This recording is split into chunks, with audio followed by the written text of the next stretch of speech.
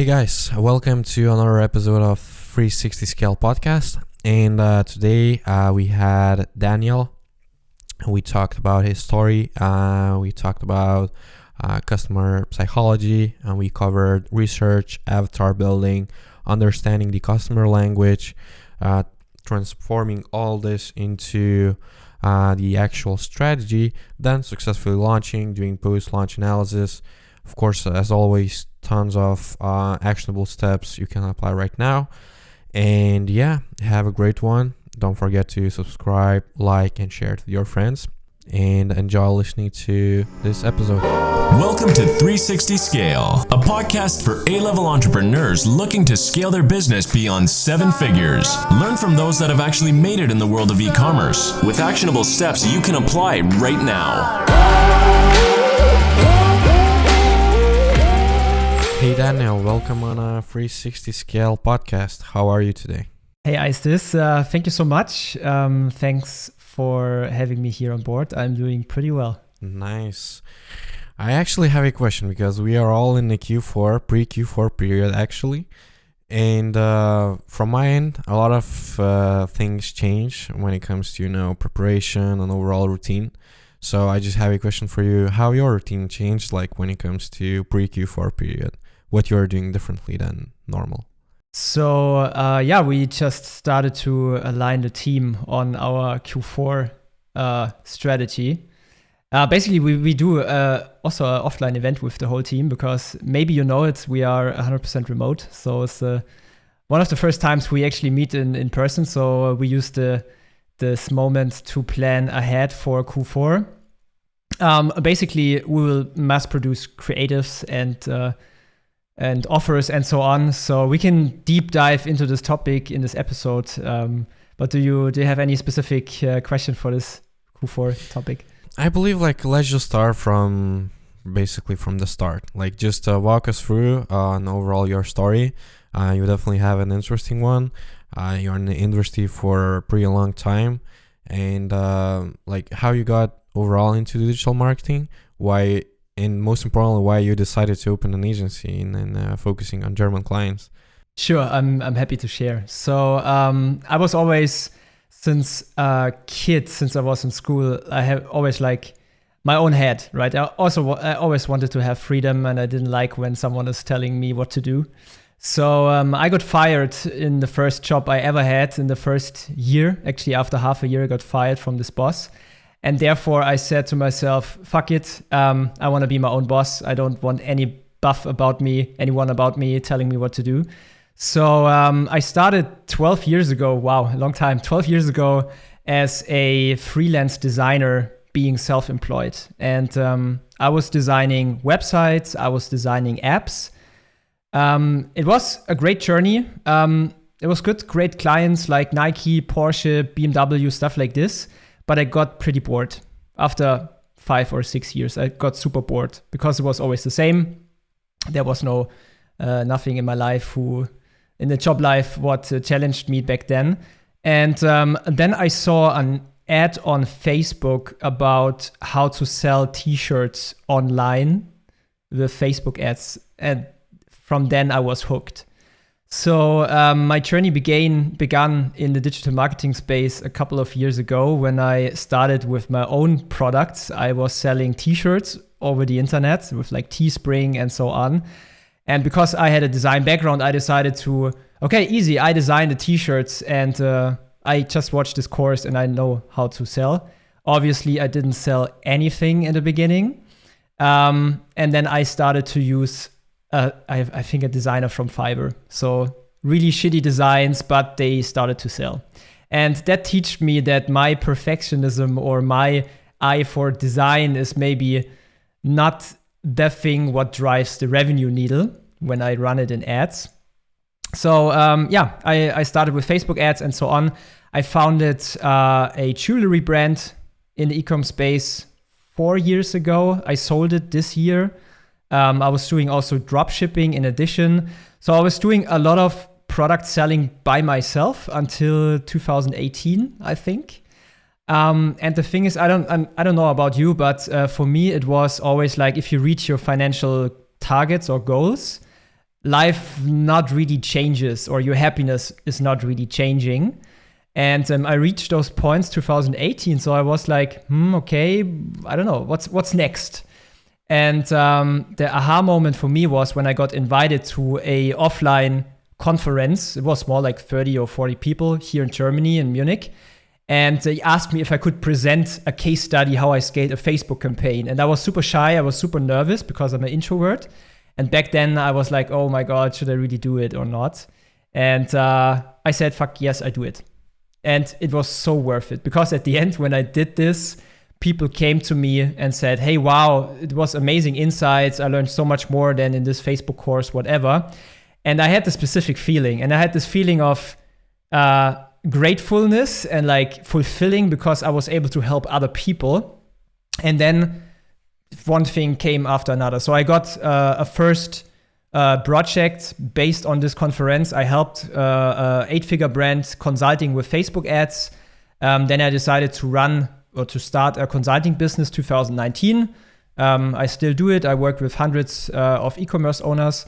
And last year in July, I saw a great opportunity starting an agency with a partner I just met last year, actually. We had crazy good synergies. And I saw opportunities there because my coaching clients, they figured out, okay, now I understand how to make creatives, how to make copy and research and so on. But it's actually a lot of work. So I said to my friend and now business partner, Emanuele, hey, I have a crazy idea. I try to upsell one client into an agency model. Would you like to run their account? He said yes. The rest is history. Fast forward, now we are nearly 20 people, I think 19.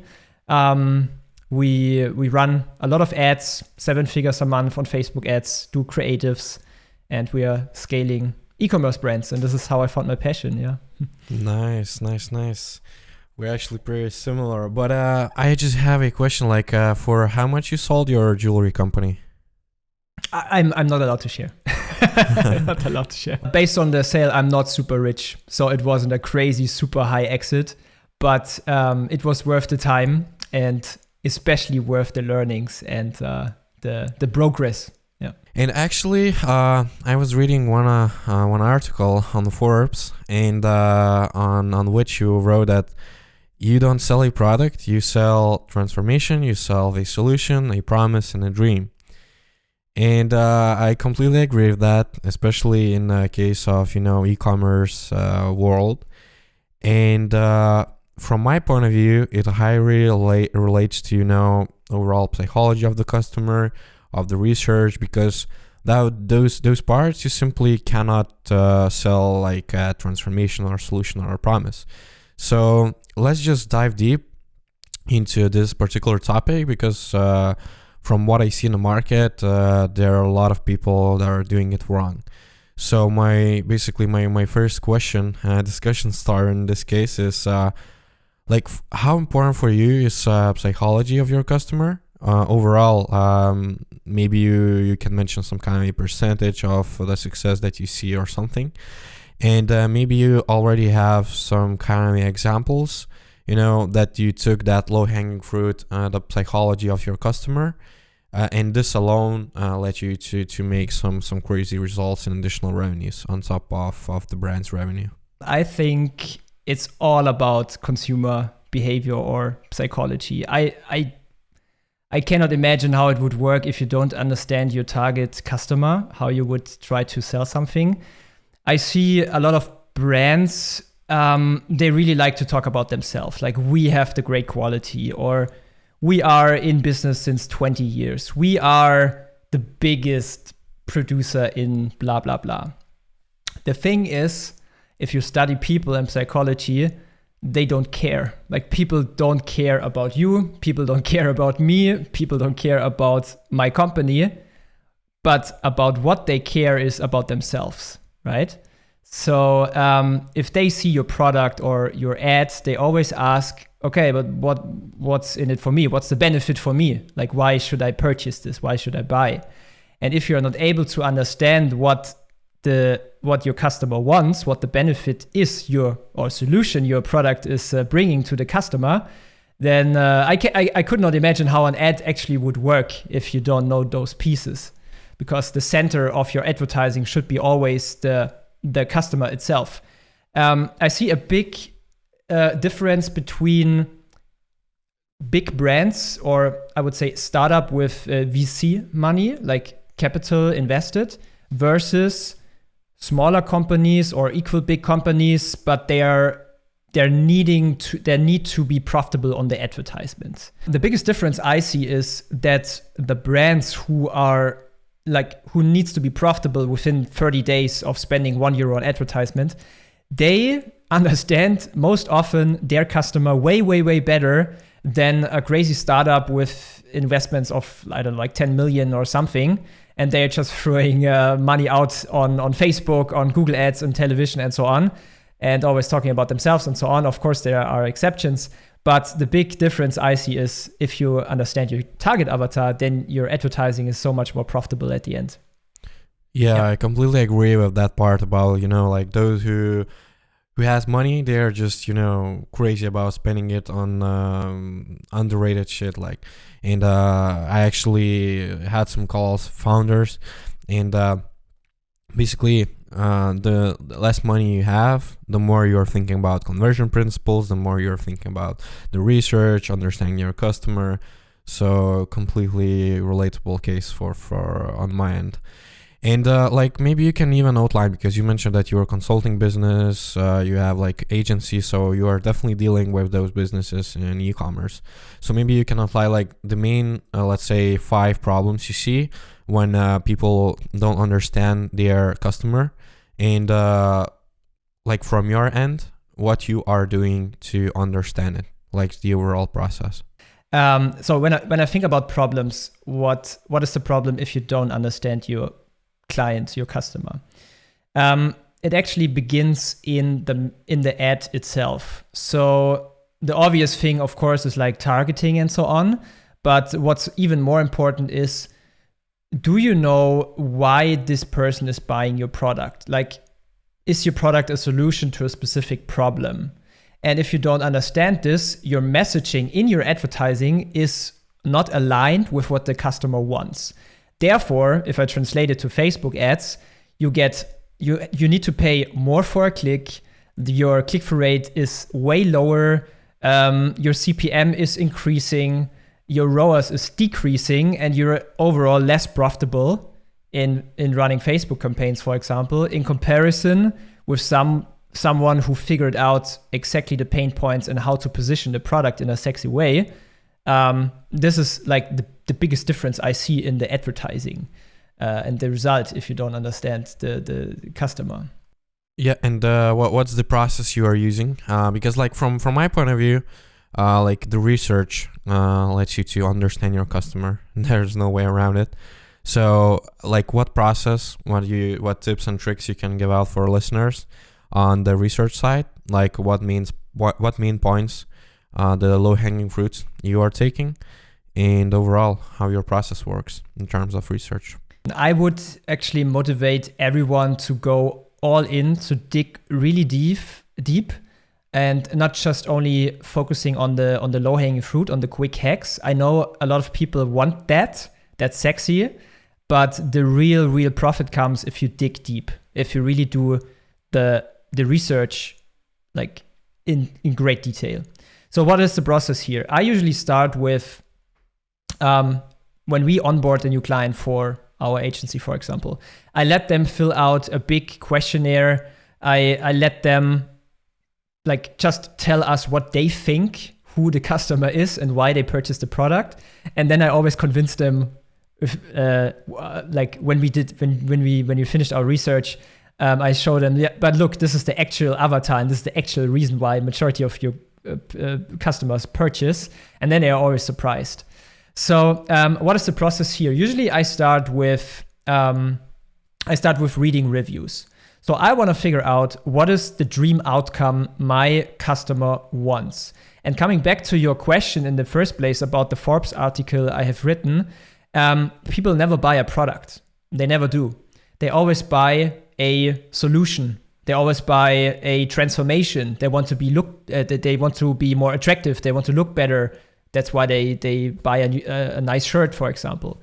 Or they even would buy the dream. So you're actually not selling them the physical product, and it's actually impossible to buy the physical product on their end because they are purchasing online, so they cannot touch it.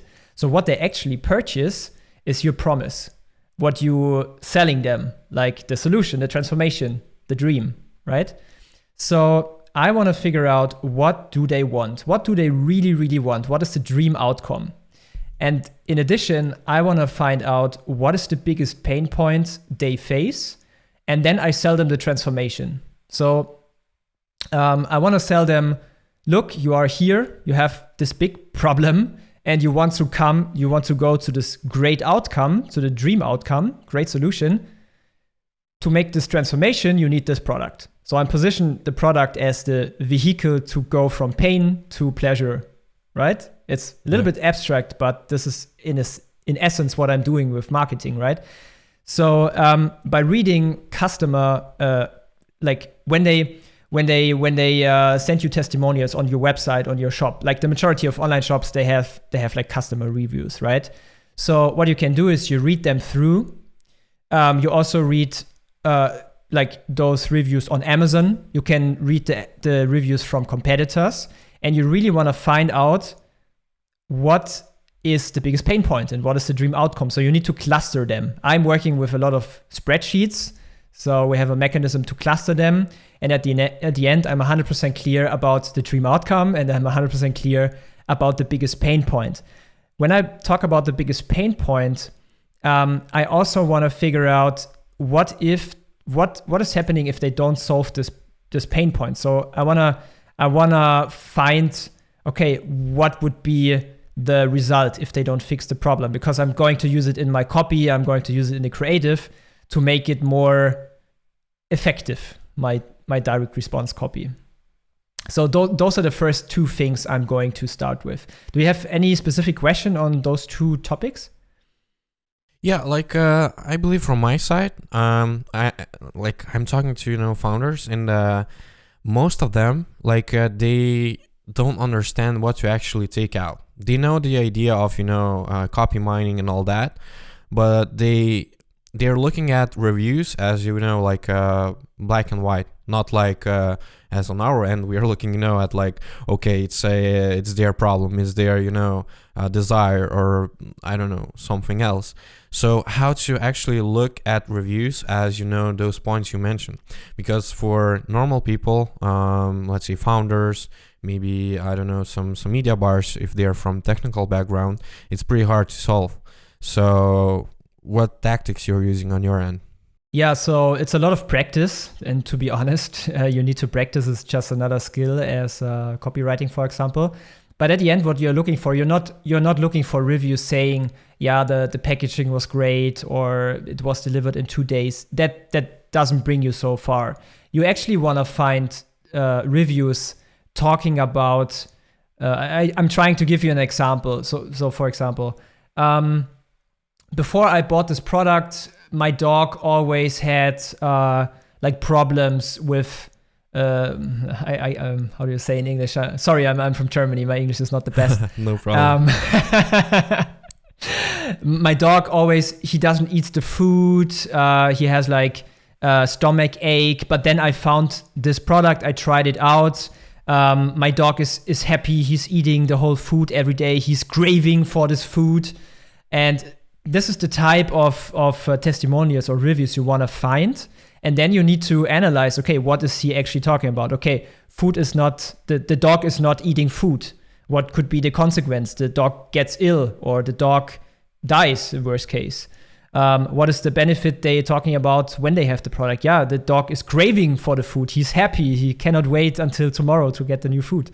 So by just picking, like what you mentioned, like copy mining, like finding those nuggets, you need to collect them and then trying to cluster them. Because at the end, you may find 50 different or 100 different things.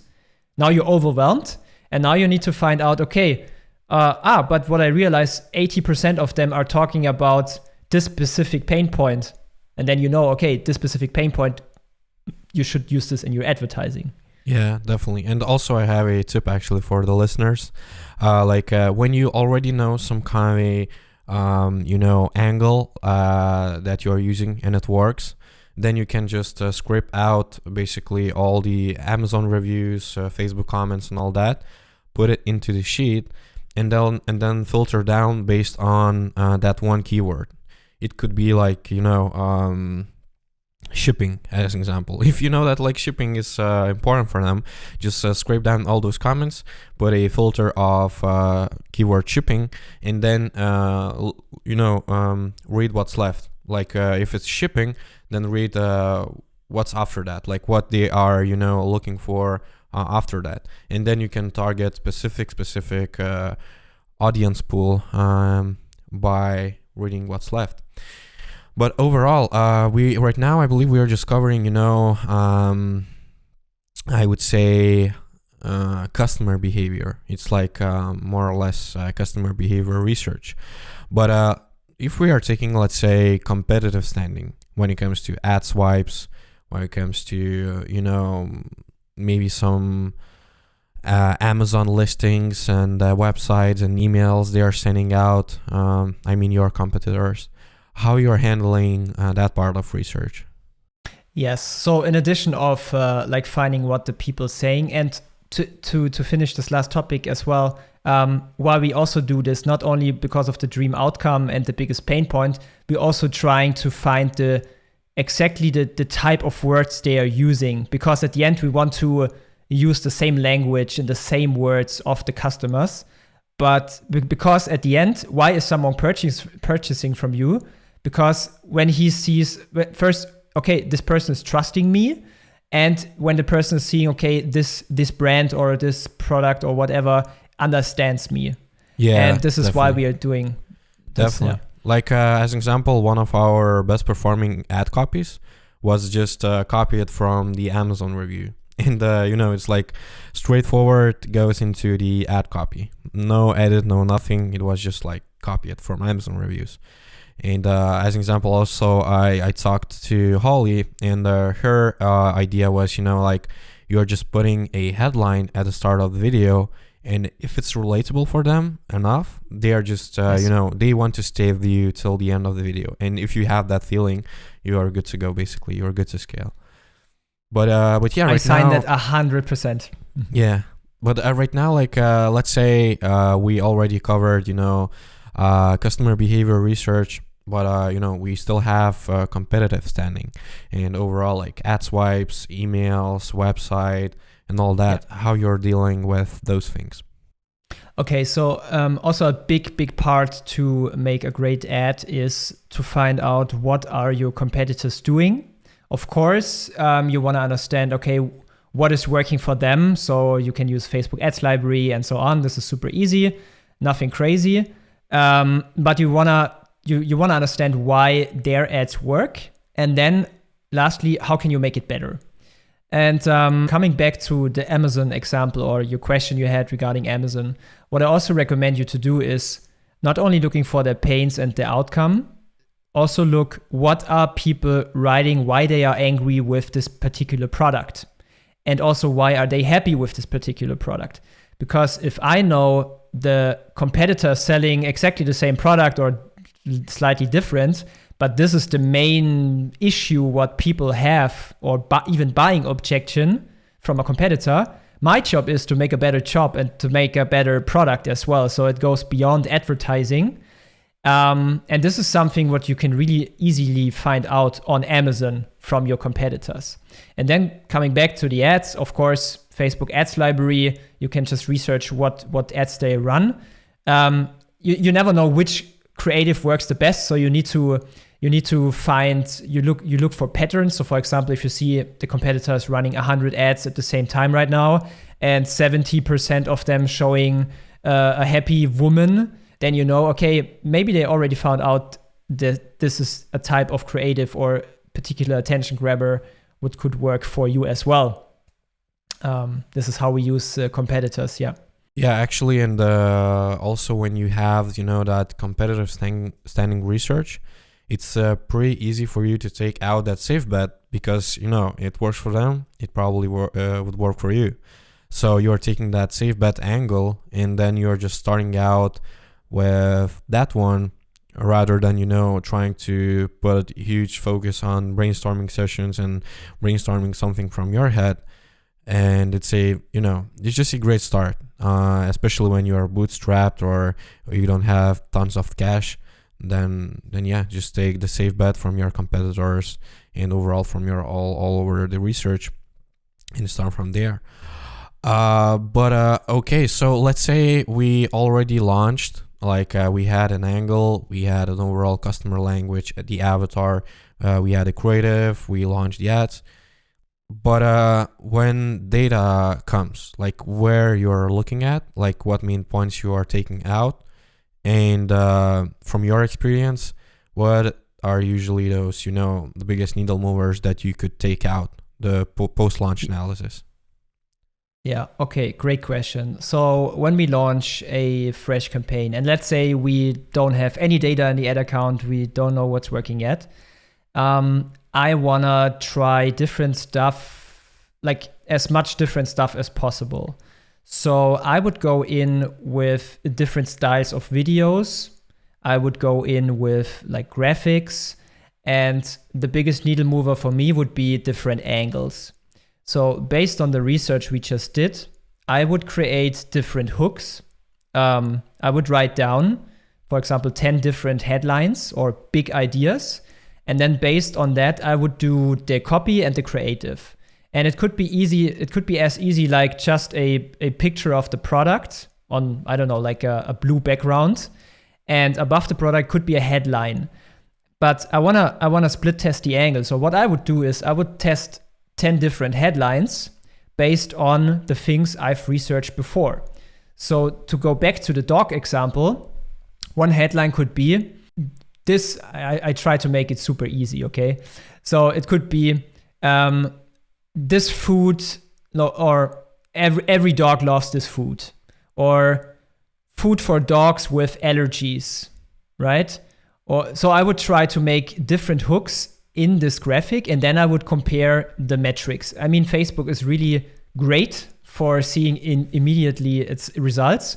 So I would, of course, besides ROAS and purchase and so on, I would check the click-through rate. And also then, I mean, everything is connected, right? The better your CTR, the cheaper your CPCs usually, the cheaper your CPMs usually. So I would look for in which direction do I need to push? Is it this angle? Is it that angle? What triggers my audience the most? And then I would iterate on this. And this is our proper structure actually. Yeah, and if you want to be more, optimized and all that, you could also do naming. Actually, you have the angle, but in the angle you also have the hook. You also have some kind, I don't know, maybe you're using benefit stack or call to action or whatever, and you're naming each of them. You're putting it in the overall ad name. Then you export all the data, and you can basically see by, I don't know, even in details, in the hooks, in call to actions, which one worked better, basically. So yeah, it's more systemized way of, post-launch analysis. But overall, I just have a question of when you're standing right now, after 12 years in the market, from your point of view, what's the best niche for you? Where you're the best at, basically.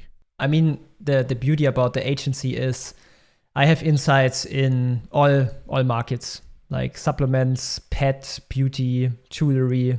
What I really see beneficial, especially for Facebook ads, is everything related to pets, like dogs and cats. The beauty about this is naturally people on social media, they really love great cat videos and great dog videos. So just by this already fact, that's so beneficial for your ads because you have higher CTRs, you have cheaper CPMs and so on. This is something I really, really see working great. And the niche is super big. So we have brands doing 7 figures a month with just selling dog products in Germany. So this is a great market.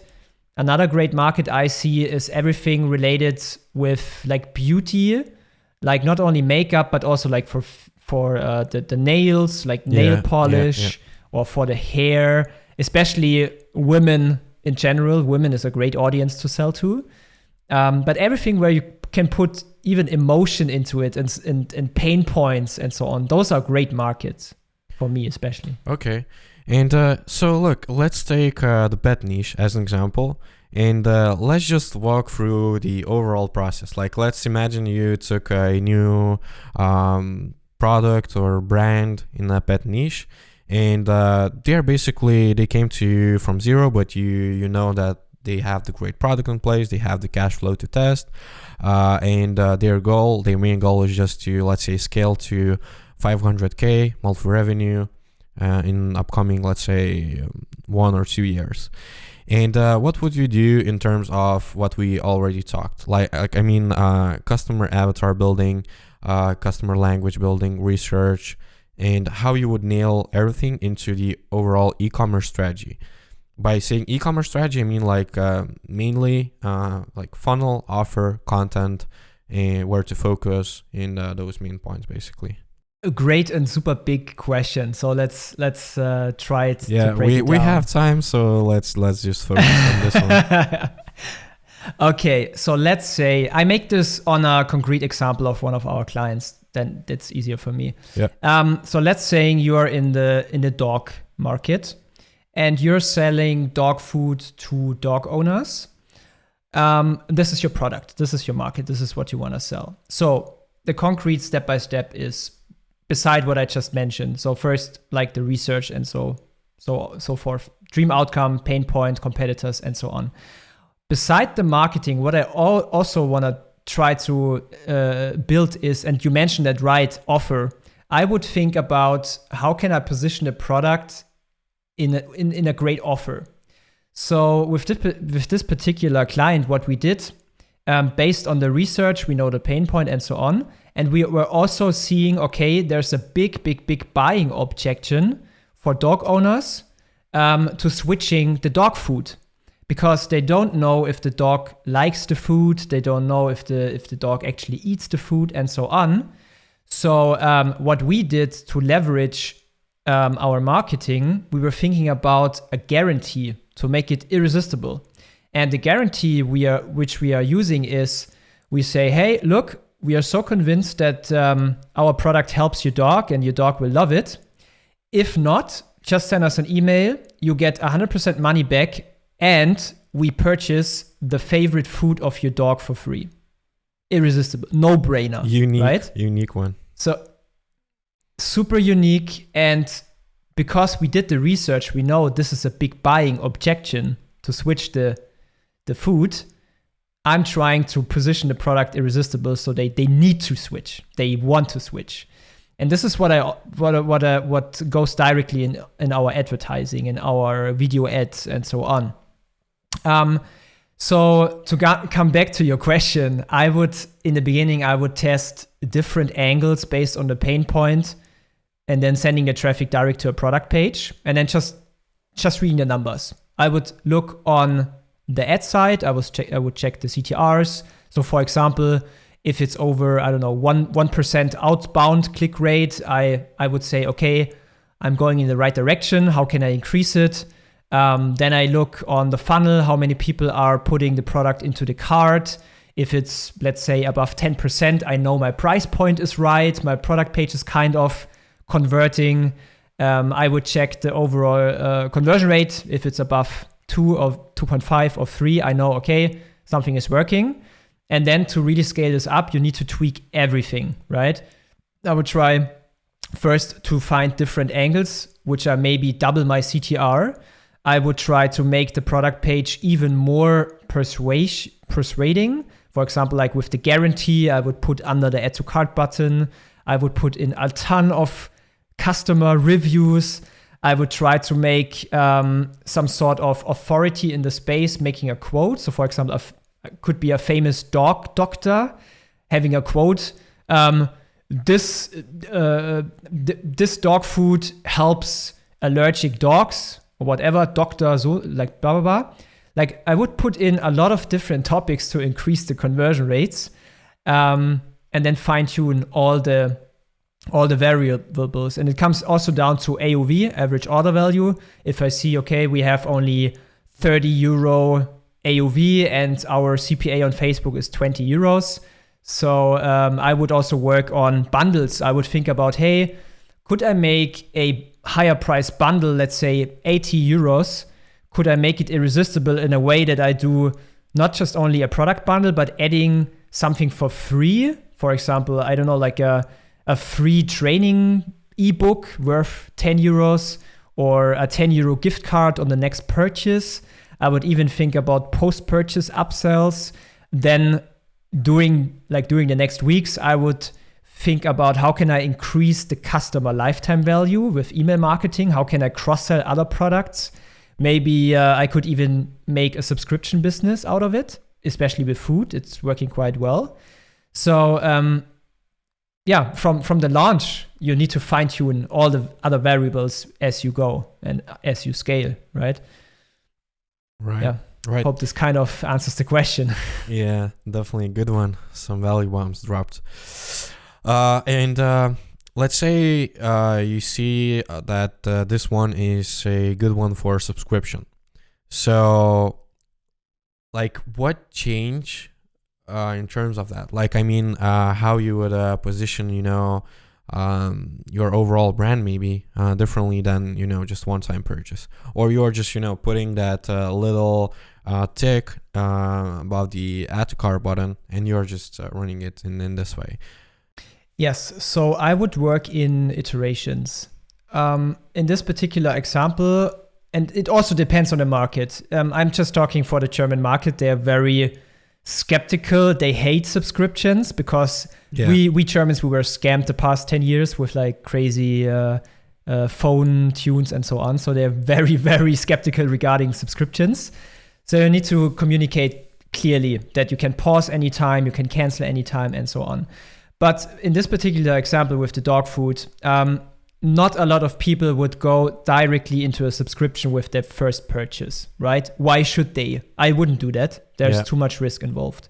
So which people can I push into the subscription? My clients, my customers.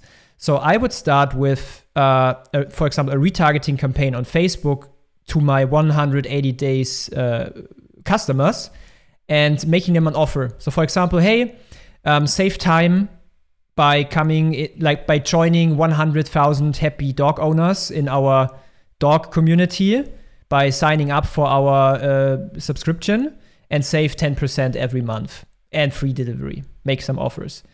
And this is how we actually get them into the subscription, and also with an email flow, of course.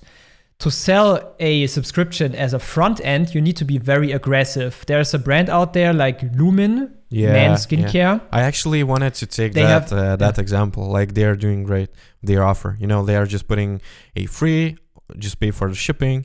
Then you try it. Me myself, I took the offer. Me too. And I tried because I just wanted to take a look at their, funnel and all that. I tried the actual product. I'm not using it anymore, but it still comes. I'm still on their, subscription list.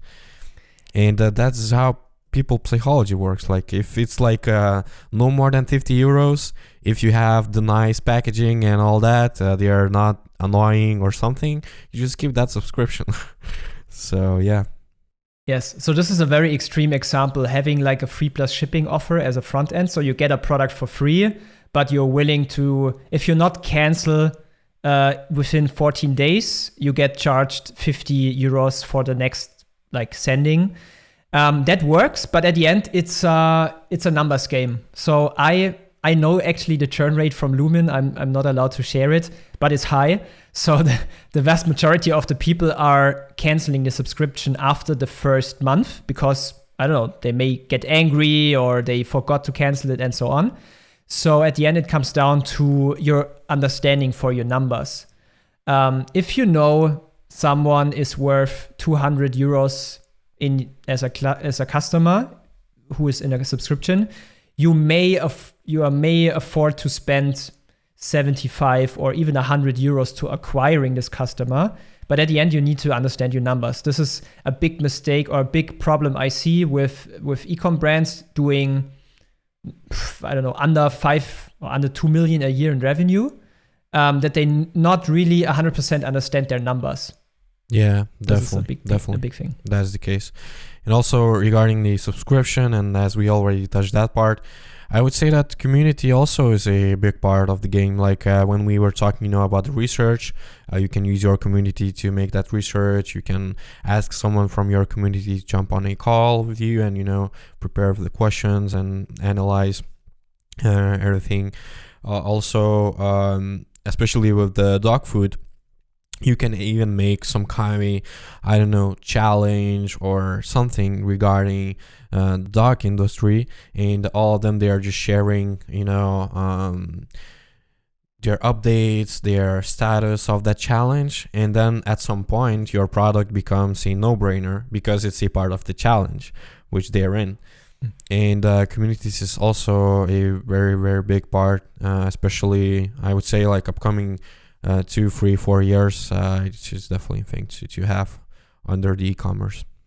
But overall, like as we already touched that part regarding the success of e-commerce going down the road, let's say 5 years, in your opinion, like what point you see trending and overall important for e-commerce in the upcoming 5 years? Let's take like top 3.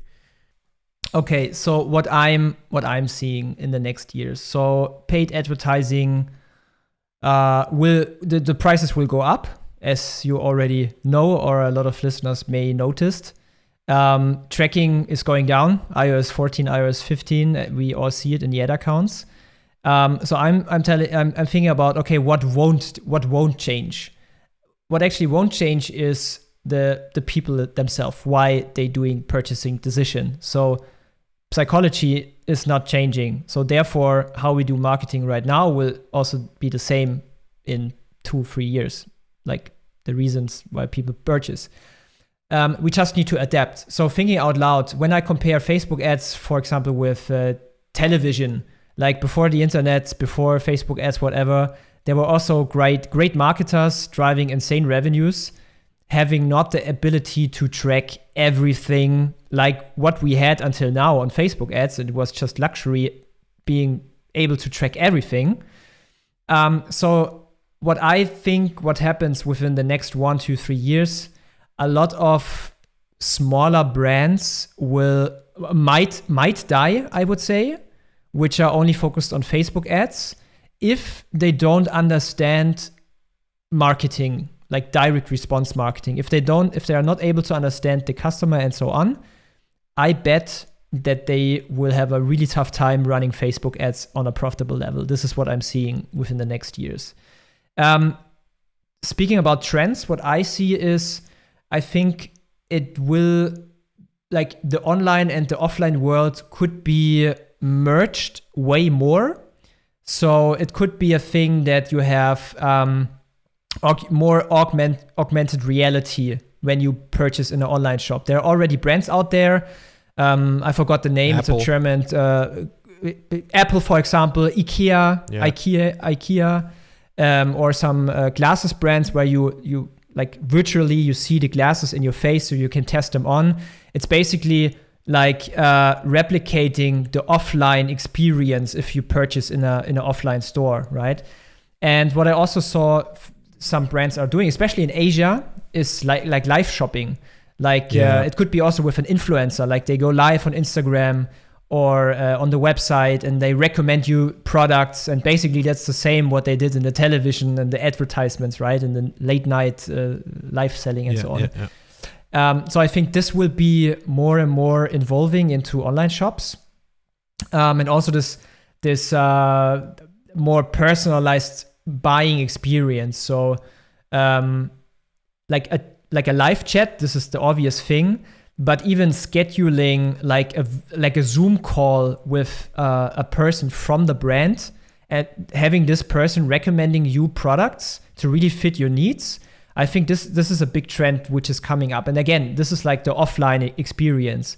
And the big upside in this, or the big chance in this, is if you understand how to sell, and I've learned myself how to sell quite well, if you're able to sell products with like face-to-face, you can sell a lot more. So you might run ads to make, I would even say, like generate leads in a sense, to have like to schedule like a live conversation to recommended products, and then the person in the call could upsell and cross-sell more and more products. So you could even have like a way better AOV and a lot more trust and a higher conversion rate, therefore. So I think these are some topics which I'm seeing coming within the next years. And also Amazon will be way bigger in the future. That's a whole different story, but this is also interesting. Like, Amazon is getting bigger. What happens to the ecom brands? I think it will go hand in hand. I think a lot of people buy from Amazon because it's convenient. It's easy to purchase. They trust the platform. But to really build your brand, Amazon is not really there to build your brand. It's like it's a pull channel, right? They search for dog food, and then they find results. It's like a search engine. But to build really out your brand with Facebook ads, influencers, and so on, it could be like beside Amazon. But maybe the purchasing channel at the end will be Amazon as a platform. Maybe, I don't know. Maybe it will be Facebook. They have the native payments as well, Instagram shops, and so on. So something in this direction, I guess. The calls when you're pitching the product, we are actually preparing something for one of our high ticket clients. They are selling man watch, and basically like their AOV right now is around $270, but they are planning to launch like limited edition watch, like a high quality Swiss made and all that, for $1,000. So in that case, you just jump on a Zoom call with an agent, and he's just showing you off, putting it on the hand of different lighting, and all that. So definitely a thing to focus more. And overall, regarding the VR, like we even had an idea to create a Shopify for like in a VR space. Basically, you would imagine this, like you would come as a brand, you are creating your own like a retail shop with all the lightning and all that as a Shopify website, and you can store your products and however you want, and then customers comes to you with like VR glasses, and they're just trying out the different products. They are seeing other people hanging out in the same store, and it's like a real world basically. And I definitely see that coming. Right now it's a bit harder because like not everyone has that big glasses of VR, but especially when Facebook launched like glasses in partnership with Ray-Ban, then I believe right now they're developing lashes for people to just put on a little lash inside your eye, and you're basically in a VR world. So when those things come out, then we will definitely have something similar. So if you guys, listeners, if you are trying to steal some ideas, it's definitely the one. You can start developing one, and after 5 years, 6 years, you are launching and becoming a leader in the market. Okay, but look, like we are talking about a lot of different things. We are talking about research, e-commerce, trends, and all that. What's the resources you're using to take out that knowledge, those ideas, and all that stuff? Actually, a couple of different things. Back then, I was a huge fan of books. I'm still reading a lot of books, a little less than a couple of years ago, but books is obviously a great source for deep knowledge. What really elevated my personal growth, and therefore also the growth in my business, is working with people who already achieved something I wanted to achieve. And this shortcutted my learning curve crazy times, big times. So I'm talking about coaches, I'm talking about my network. So this day, I have a network around the world with super great marketers, with the biggest names in the space, and also like agency owners. So for example, I was on a mastermind in Greece in end of July, beginning of August. So I connected with different people. And I mean, over time, you build friendships and you help each other out. So I have like a mindset of that there's no competition. So the market is super big. So when I think about agency owners, I'm super happy to help another agency owner, because at the end, if I'm helping someone, it always comes back in a different way. Could be from the same person or from a recommendation or whatever. Yeah. Because what I realized, a lot of people act on like a fear mindset. So like, I don't want to share my insights. They could copy me, and they're like really scared. And I think the scared mindset, this doesn't bring you any far.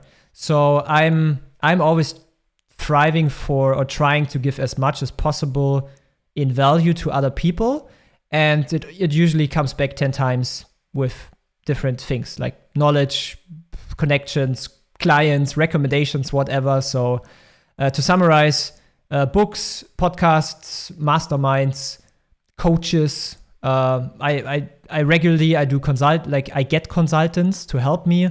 So about different topics, positioning, selling, whatever. So I pay money for someone who is like shortcutting my growth or the time period. And that works amazingly well. Nice. And I completely agree regarding, like sharing it with others. Because like when you think about it, like let's say you have the crazy idea. Like I had the one with VR, Shopify VR. And if you are not going to share it with anyone, it means that you don't get the feedback and you don't get like anything. You are just the owner of the idea, but it makes no sense because you are going to launch it publicly.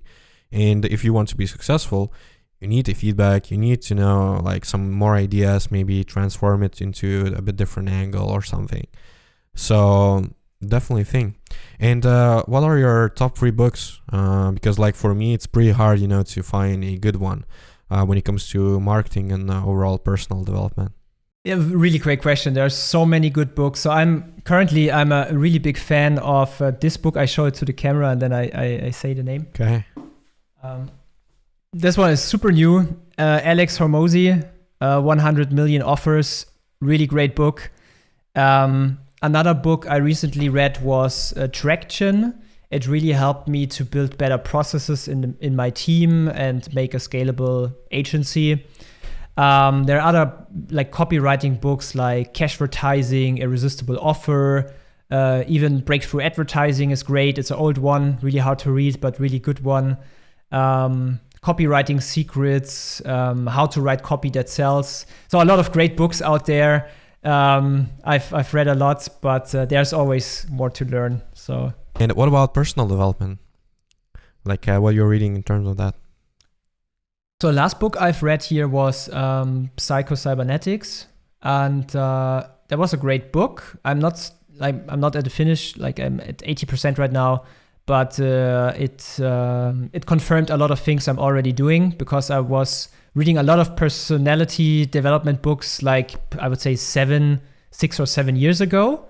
Great book, understanding how to be more happy in life in general, how to like law of attraction, how to persuade people, and so on. Really great stuff. And then maybe one last recommendation I have for every one of you who is selling something. So selling a product, a service, an idea, and something for your friend, or convincing the girlfriend or whatever. That's a great book. Exactly what to say. Pretty short one. You can read it in 2 hours, but it's a really, really strong one if you want the right words in specific situations. Nice. And yeah. How many books you have in your house? Because like usually people, they read, Kindle these days, and I actually saw a guy, can't remember his name, but he showed me that he's not buying Kindle because he wants to build like library inside his house. So are you following that rule, or it's just only that you like the real paper? Absolutely. I love to have the physical book. What I do, I usually also buy the audiobook. So often I listen to the audiobook and read at the same time. Or I do it the other way around. First, I buy the audiobook and listen in the gym to the book. And then I buy the real book because I want to have it in my hands. I don't know why, but I was never a fan of the Kindle. I think in my perspective, it's decreasing the value of a book. I mean, it also have a great upside. You can have like 1,000 books in your pocket, but somehow I'm old school and loving the physical books. Yeah. Yeah. Like when you're old and finished with your career, your kids can just go in and you have that library and you're sitting and explaining stuff to them. Yeah, but overall, like it's the thing we are doing at Kandy. Like we have the book club for people working inside. And basically you can basically earn money reading books. So we have like monthly payments. If you read more than 5, it's around maybe 150 euros. If you read more than 25 per 6 months, you get the Kindle plus those monthly payments. And if you read more than 50 per year, you get the iPad. So I believe like maybe a few weeks ago we had a girl and she got an iPad. So basically from the start of the year till the start of September, she read like more than 50 books, which is pretty crazy. And you have that habit inside their heads, and it's a pretty good one. It's a good investment, actually. Nice one. I like the idea. Okay, Daniel, we covered tons of things. And for the listeners, as you are doing consulting, as you own an agency, and overall you're active at networking and all that, what's the best place for people to find you and contact you? I think the most responsible, I'm on Instagram. So just search for my name. You can check out my website. It's called ecomhouse.com. A little disclaimer, we are not able to take any more clients right now until next year, so we are fully booked. But I'm super happy if the listeners have, I don't know, specific questions, just ask me on Instagram. I'm very active there. And I'm happy if I could help a couple of the listeners and bring some value to your podcast as well. So that was my biggest goal. Yeah, definitely. Like the value is everything there. So look, Daniel, thanks a lot for being here. People will know like where to find you. I believe they'll definitely have some more questions to ask from that library you have. And overall, thanks a lot for being here. Thanks a lot for sharing all the actionable steps and knowledge that you have under your belt. And looking forward for the next episode. Maybe talking about creative, maybe talking about other things. Maybe after Q4, like overlooking results you got. Amazing. Can't wait. So thanks for having me. Okay, guys. Thanks for listening to this episode. Don't forget to join our Facebook group called 360 eCommerce Growth. We are sharing tons of valuable information there. We have industry experts sharing the same. You can ask questions, you can get answers, and overall go with the flow and upgrade your e-commerce game. And see you on another episode.